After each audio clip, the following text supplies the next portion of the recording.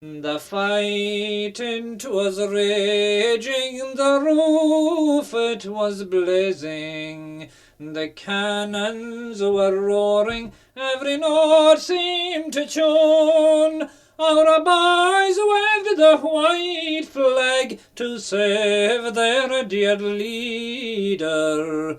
More precious than their own was the dear life of Brugh.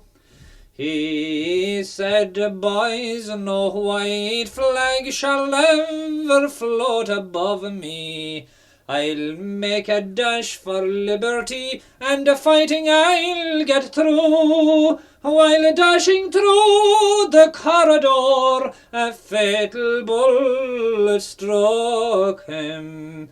What a victory for the enemy, 200 shooting Brugh. His body lies in Dublin, in its silent and cold grave.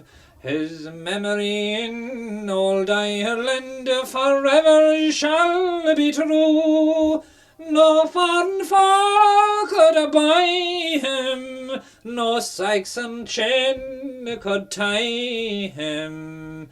What a model for our young men is the life and death of Brugh.